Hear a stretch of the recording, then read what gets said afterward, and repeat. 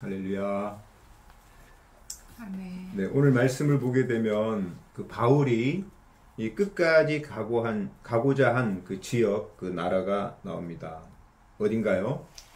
보면 서바나죠. 23절, 28절에 보게 되면 말씀이 나오는데 제가 한번 읽어볼게요. 이제는 이 지방에 일날 곳이 없고 또 여러 해전부터 언제든지 서바나로 갈 때에 너희에게 가기를 바라고 있었으니 28절에 보면 그러므로 내가 이 일을 마치고 이 열매를 그들에게 확증한 후에 너희에게 들렸다가 서바나로 가리라. 서바나는 지금의 스페인이죠. 당시 이 땅끝으로 여겨졌던 그런 지역 나라입니다. 그래서 지금 바울을 보게 되면 이 로마 교회를 향해서 자신을 이 스페인 서바나로 파송해 줄 것을 부탁하고 있어요. 그럼 24절 보면 그렇죠. 이는 지나가는 길에 너희를 보고 먼저 너희가 사귐으로 얼마간 기쁨을 가진 후에 너희가 그리로 서바나로 보내주기를 바람이라. 근데 그때 상황을 보게 되면 지금 마게도냐와 그 아가야, 그리스 지방이죠 지금의, 이 사람들이 예루살렘에 있는 가난한 성도들을 위해서 헌금, 연보를 했습니다. 그래서 지금 바울은 이것을 섬기기 위해서 예루살렘에 갔다 오겠다고 25절, 26절에 그렇게 말씀을 해요. 그죠? 그러나 이제는 내가 성도를 섬기는 일로 예루살렘에 가노니 이는 마게도냐와 아가야 사람들 예루살렘 성도 중 가난한 자들 위하여 기쁘게 얼마를 연보했다. 연보한 이 헌금을 예루살렘 그 성도들에게 준 후에 다시 오겠다. 그래서 이 일을 마치고 돌아올 테니 너희들이 나를 스페인으로 서바나로 파송해야 될 것을 해줄 것을 부탁하고 있습니다. 근데 이게 묵상이 되는 것은 왜 바울은 이 서바나로 가려고 하는가? 왜 당시 땅끝으로 여겨졌던 그 서바나로 가려고 하는가? 질문입니다.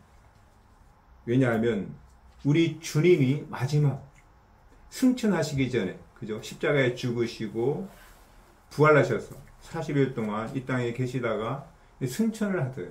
승천하시기 전에 제자들에게 그리고 우리들에게 유언처럼 남긴 그 한마디가 있습니다. 그게 뭐예요? 한번 따라서 합니다. 선교하라. 선교하라. 선교하라. 선교하라. 선교하라는 그런 유언, 명령인데 그 방향성이 보게 되면 모든 민족, 온 세상, 만민, 땅끝입니다.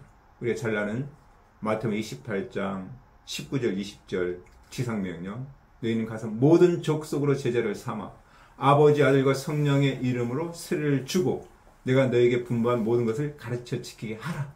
볼지어다 세상 끝날까지 항상 내가 너희와 함께 있으리라. 사도행전 1장 8절 말씀 똑같아요. 오직 성령이 너에게 임하시면 너희가 권능을 받고 예루살렘과 온 유다와 사마리아 땅끝까지 이르러 내 증인이 되리라 하시니라. 같은 유언, 명령입니다.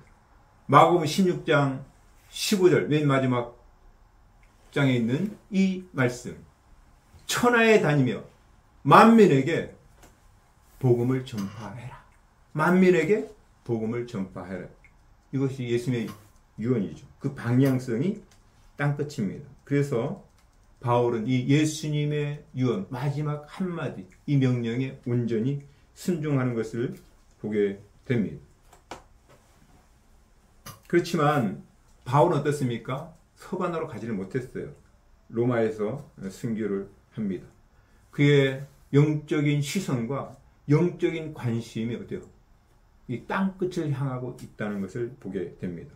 이 말씀을 묵상하면서 참 감사가 돼요. 왜냐하면 우리 선교해 주신 그 비전, 우리 사명이 바로 이 말씀, 바울의 사역을 계승하는 것이고, 그리고 예수님의 유언에 근거를 둡니다. 참 감사가 됩니다. 우리 선교의 비전 9호, 실크로드 라이프 로드, 실크로드를 생명의 길로. 이것은 땅끝을 향한 선교의 방향성인 거죠. 예수님의 다시 오심을 예비하는 그런 사역입니다. 그래서 우리가 중국 서북부 소수민족을 품고 있고 제가 거기서 사역을 했었죠. 그리고 중앙아시아, 서남아시아, 중동, 북아프리카 그리고 이스라엘까지 품는 사역입니다. 참으로 감사가 됩니다. 주님의 사역을 계승하는 것이고 바울의 사역을 계승하는 그런 방향성이기 때문에 그래서 저 역시 지난 30년 넘게 이 한 방향성을 위해서 이렇게 헌신하고 이렇게 좀 달려오게 된 것이 참 감사가 되면서 특별히 이 SMC 훈련의 소중한 이유가 여기에 있어요. 왜냐하면 그런 전방교적 선교사, 선교사들이 세워지는 소수지만 그런 사람들을 세워서 지금 우리가 선교가 이제 창립된 지 4년 한 반이 좀 지나가는데 그래도 꾸준하게 이 선교사들을 훈련해서 보내는 이런 사역을 감당하고 있음에 감사가 되죠. 오늘 이집트에서 사역하는 선교사 김종국 선교사가 올 텐데요. 어쨌든 선교사들이 일어나서 특별히 우리 젊은 세대들이 일어나서 이 비전에 보고 또 헌신하는 그런 은혜가 있기를 바랍니다. 이 천국 복음이 모든 민족에게 증언되기 위하여 온 세상에 전파되리니 그제야 끝이 오리라. 그래 이 날을 대망합니다. 예수님의 다시 오심을 대망하는 거예요. 세상 끝까지 복음이 전파되면 예수님이 다시 오십니다. 할렐루야. 아멘. 두 번째 묵상이 되는 것은 이 사역의 핵심, 그 근원은 사랑이어야 한다는 것이 묵상입니다. 사랑이어야 된다. 말씀이 묵상이 됩니다. 27절 보게 되면 저희가 기뻐서 하였거니와 또한 저희는 그들에게 빚진 자니 저희는 이 마게도냐 그 아가야 사람들 지금 헌금을 했잖아요. 예루살렘 가난한 성도들을 위해서 헌금을 했습니다. 그들에게 빚진 그들은 지금 예루살렘 성도예요. 빚진 자니 만일 이방인들이 그들의 영적인 것을 나눠 가졌으면 영적인 것은 지금 복음을 받았다는 것이죠. 육적인 것으로 그들을 섬기는 것이 마땅해요. 지금 육적인 것은 어때요? 이 재정적인 것을 지금 나눠주고 있는 것을 말합니다. 근데 이 말씀 묵상하면서 30절에 보게 되면 동일하게 형제들아 내가 우리 주 예수 그리스도와 성령의 사랑으로 말미암아 너희를 권하노니 이 예수 그리스도와 성령의 사랑 묵상이 됩니다. 영적인 것을 나눠줬잖아요. 복음을 나눈 그 형제 자매들이 이 이방인 형제 자매들이 감사해서 재정이 어려운 가난한 그 복음을 전한 그 예루살렘 교회 성도들을 위해서 헌금을 하는 것을 보게 됩니다. 서로 사랑으로 섬기고 나누고 있는 모습을 보게 됩니다. 사랑이 없는 사역은 하나님이 받지 않으세요. 아멘이세요? 아멘. 사랑이 없는 사역은 우리 주님께서 받지 않음을 고린도전서 8장이죠. 1절부터 3절 보게 되면 우리가 방언을 행하고 능력을 행하고 그리고 정말 그 구제를 힘껏 구제를 할지라도 사랑이 없으면 뭐라 합니까? 울리는 꽹과리요 나에게 우리 아무 유익이 없다. 아무 유익이 없다고 말씀합니다. 사랑인 것이. 그래서 참 근래 이제 감사한 것은 제가 어떤 이 전도하다 보니까 노숙자들 노숙하는 형제들 구걸하는 분들 이렇게 만나서 복음을 전했는데 근래 이 추석 기간에 두 형제가 많이 생각났습니다. 정가나 오영준 형제예요. 그래서 추석 전에 좀 옷도 좀 갖다 주고 추석 기간에는 추석 이 명절 그 음식을 좀 이렇게 준비해서 어저께 그저께네요.